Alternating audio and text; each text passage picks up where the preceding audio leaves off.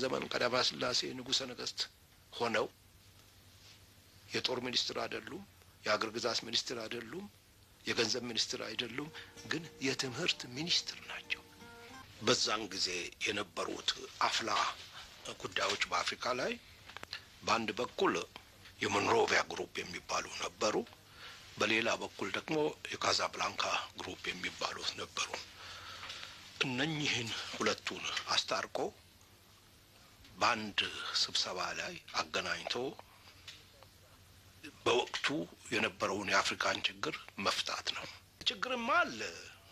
ችግሩን ለመፍታት ግን በስርዓቱ መሆን ነበረበት። ምናልባት ቀዳማዊ ሥላሴ ድሮ የነበሩት ተራማጅ የነበሩት ርስት ላይ በሚመጣበት ጊዜ ደግሞ በሌሎቹ በኩል የሚመጣ ባለሟሎቻቸው የሚመጣ ምክር አለ፣ ያማገናዘብ አለ። ጠዋት የመከሩትን ከሰዓት በኋላ ይለውጡታል።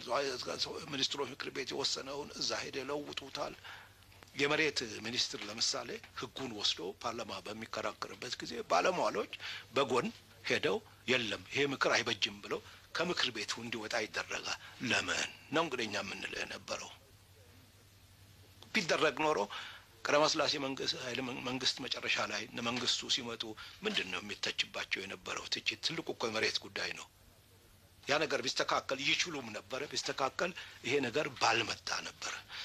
ግን አማካሪው ብዙ ነው፣ ባለጥቅሙ ብዙ ነው፣ እድሜም መጥቶባቸዋል። ወጣቱ ደግሞ በዚህም ጊዜ መሀል ላይ ደግሞ አዲስ ኃይል ሆኖ በሚመጣበት ጊዜ እርሱ ደግሞ የሀገሩን ሁናቴ አውቆ በሀገሩ ችግር ላይ ለሀገሩ ችግር መፍትሄ ለማምጣት የሚያስበው አመለካከት ሌላ ነው።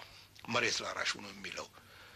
ይሄ በዛን ጊዜ ብዙዎች ባለርስት ሆነው ይዘዋል የሚባሉት የተወሰኑ ናቸው። የተወሰነ ሁኔታ ነው፣ ግን መላው የኢትዮጵያ ችግርም አልነበረም። ቀዳማዊ ሥላሴ ቢፈልጉ ይሄን መፍታት ይችሉ ነበር፣ አልፈቱትም። አንዱ እንግዲህ የሚታቸው በሳቸው መንግስት ላይ ይሄን ሊፈቱ ሲችሉ አልፈቱትም። ስለምን? ራሳቸው ባለርስት ናቸው የሚባል ሀሜት ነው እንግዲህ ያለው። በተማሪ በኩል ደግሞ መሬት ላራሹ እያለ የመስኮቦችና ሌሎቹን ሀገሮች እንትን እያየ የሚናገረው ደግሞ ይሄን ያህል የበሰለም አይደለም።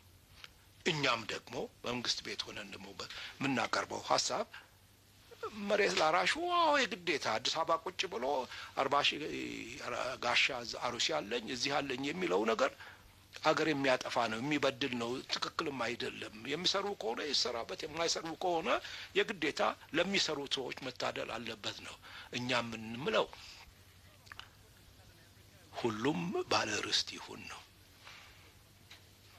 ወጣቱ ደግሞ የለም ባለ ርስት የሚባል ነገር ይጥፋ ነው።